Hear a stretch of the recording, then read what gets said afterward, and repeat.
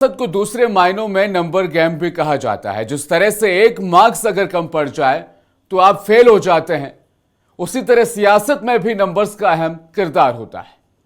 दिल्ली चुनाव से जुड़ी स्पेशल रिपोर्ट देख रहे हैं आप, और मैं हूं आपके साथ आपका मेजबान रहीम अहमद खान।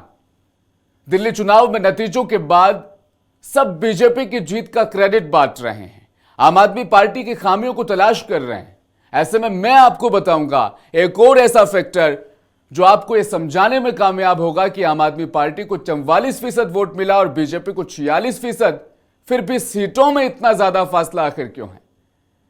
मैं आपको ऐसी 11 सीटें बताऊंगा जहां हरियाणा वाला मामला दिल्ली में भी रिपीट हुआ है।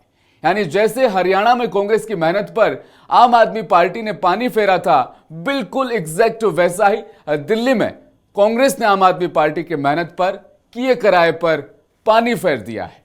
सीट नंबर 1 नई दिल्ली, अरविंद केजरीवाल की नई दिल्ली सीट, जहां से केजरीवाल भले ही 3 बार लगातार जीते, लेकिन इस बार प्रवेश वर्मा ने उन्हें शिकस्त दी।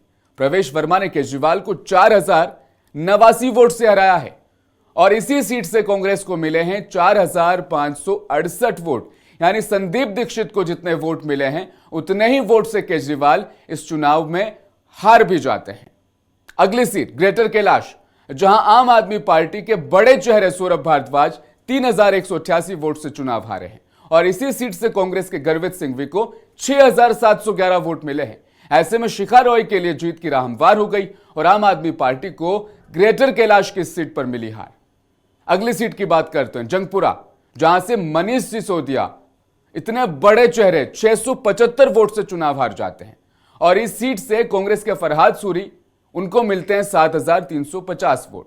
ऐसे में रास्ता हमवार हुआ तरविंदर सिंह मारवा के लिए और उन्होंने आम आदमी पार्टी को हराने में कामयाबी हासिल कर ली। अगर यह कहे कि आम आदमी पार्टी ने कांग्रेस से अलायंस कर लिया होता तो यह सीट उनके खाते में हरगिज नहीं जाती। अगली सीट की बात करते हैं, राजेंद्र नगर सीट, जहां पर आम आदमी पार्टी के दुर्गेश पाठक महज 1231 वोट से चुनाव हारे हैं, जबकि इसी सीट पर कांग्रेस के विनीत यादव को 4015 वोट मिले। ऐसे में यहां सीधे सीधे भाजपा के उमंग बजाज के खाते में जीत चली गई है।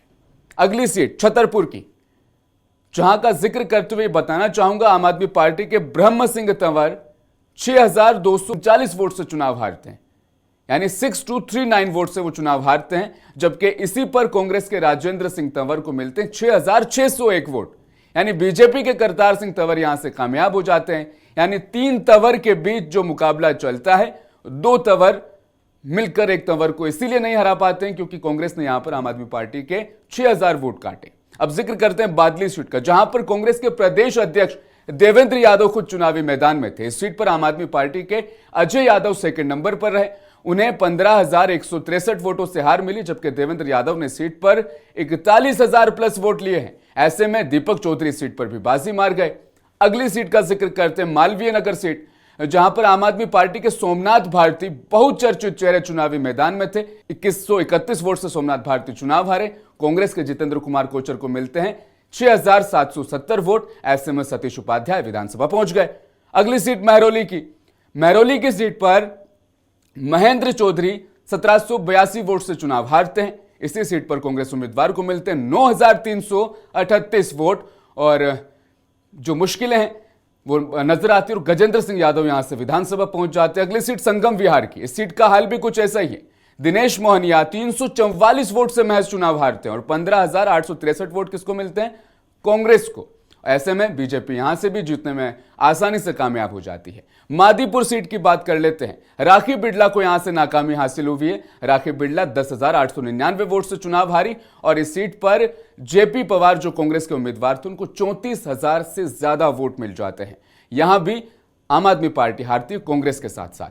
और आखिरी सीट मुस्तफाबाद, यहां का मैं जिक्र इसीलिए करूंगा क्योंकि यहां पर कांग्रेस ने नहीं, यहां पर AIMIM ने आम आदमी पार्टी को इस सीट हराई है। कांग्रेस पार्टी के उम्मीदवार अली मेहदी को इस सीट पर मिलते हैं 11763 वोट, जबकि इसी सीट पर आम आदमी पार्टी के आदिल अहमद खान को 17578 वोट से हारना पड़ता है और ताहिर हुसैन जो MIM के कैंडिडेट थे उनको इस सीट से 33,474 वोट मिलते हैं। ऐसे में यह सीट भी इनके खाते से निकलती है और बीजेपी की झोली में चली जाती है। यानी जिस तरह से कांग्रेस को हरियाणा में आम आदमी पार्टी ने नुकसान पहुंचाया, वैसा ही नुकसान आम आदमी पार्टी को कांग्रेस ने दिल्ली में दे दिया है, जिसके जख्म 5 साल तक तो हरगिज